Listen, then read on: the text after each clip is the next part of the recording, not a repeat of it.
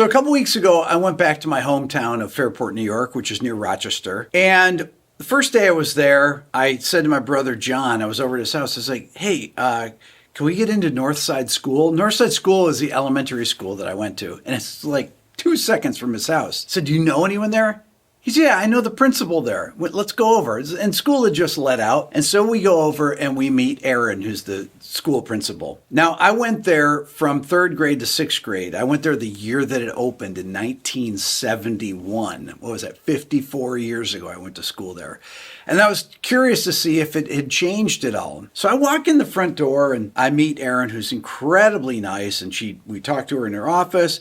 And then she gives us a tour of the school. Now, John went there as well. So we're walking around, and I was like, this used to be the old entrance to the library, right? She said, yeah, they blocked that in there. And then I said, oh, and this is where the art rooms are? She said, yes. And then I was like, okay, so up here on the left, down this hallway, is the music room. So we walked into the music room, as you can see here. This is the actual music room that I had music class with Miss Malm. Now, Miss Malm was really cool. She was friends with Chuck Mangione, the trumpet player. You guys know Chuck Mangione.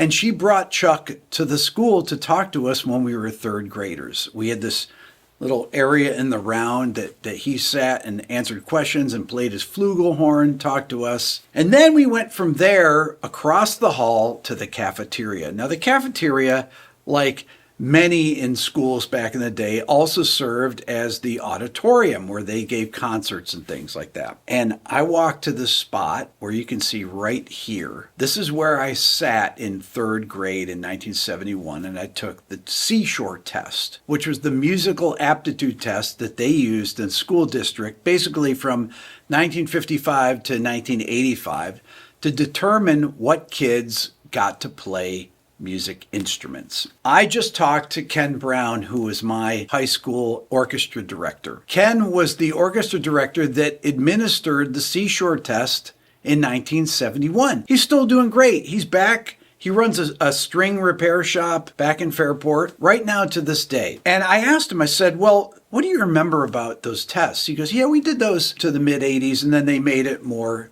inclusive, bringing in other people. Also because the graduating classes started to go down. My graduating class was something like, I don't know, between 650 and 750 kids. I can't remember exactly how many it was, but it was a lot. In the high school, we had about 2,100 kids. And out of that, we had an orchestra that had about 50 pieces. We had a concert band that had 68 pieces. We had a symphonic band that had 60 some odd players.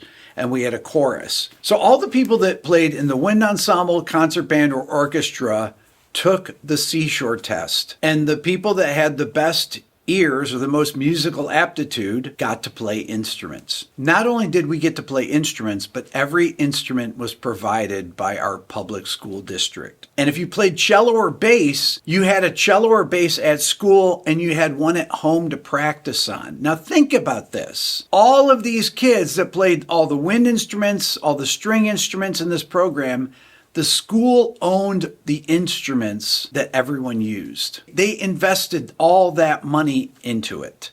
Not only that, there were 11 full-time faculty members that taught private lessons because every student had a private lesson every single week. So from the time I was in 3rd grade to 12th grade, I started on the cello. In 3rd grade, I switched to the bass in 7th grade.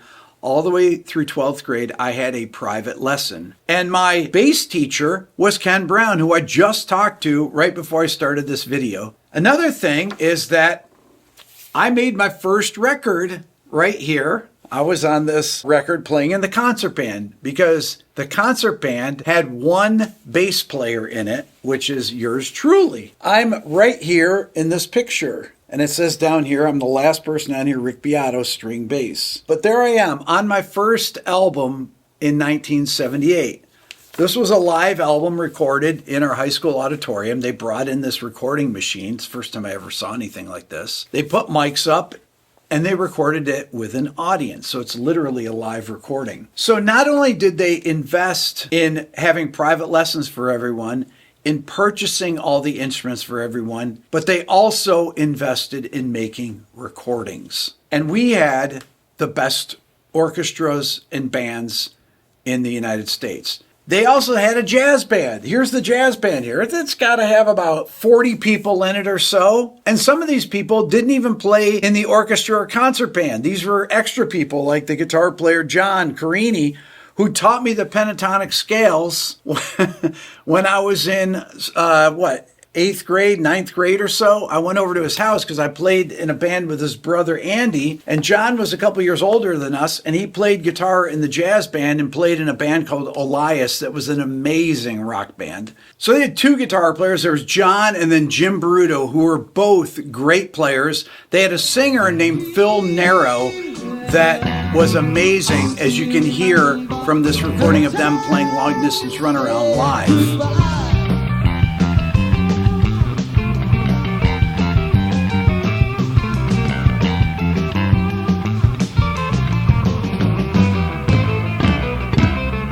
But John heard me play, and I was playing the Don't Take Me Alive Steely Dan solo, and he says, "How did you figure that out?" I said, "I listened to the tape. This is one of the songs that Andy, his brother, sent me. He sent me 9 songs to learn. Long Distance Runaround, Don't Take Me Alive Steely Dan, Wouldn't Want to Be Like You, Alan Parsons.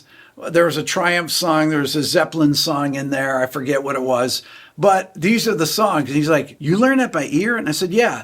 So he says, "Do you know the pentatonic scale?" And I said, "What is that?" And he played it for me. I said, "Yeah, I know that scale." He goes, "Do you know the other positions?" And I said, "No." He goes, "Okay, I'm going to teach them to you." So he taught me the positions and drew them in a little book. And that's how I learned to play the pentatonic scale up the neck. Okay, so John was in the jazz ensemble.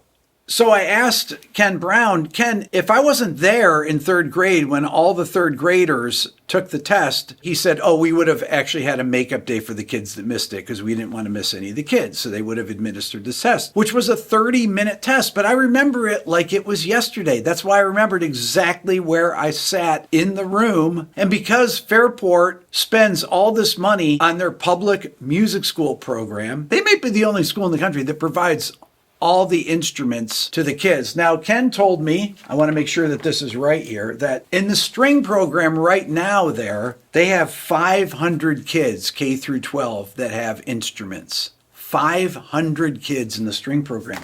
That's insane. I am a product of that. That is why I'm here on YouTube. That's where my love of music came from, along with my family all being into music, all my siblings and my parents being incredibly supportive. Not only that, but all the amazing musicians from Rochester, New York, some of which I've talked to on this channel. Tony Levin, Steve Gadd, Ron Carter. There were all these amazing, amazing musicians that were around at the time. And I wanted to just talk and just say thank you. And I think that this should happen more often, that people should invest in their local music programs. It's a really important thing. Love to know your thoughts. Hit subscribe, leave a comment. Thanks for watching.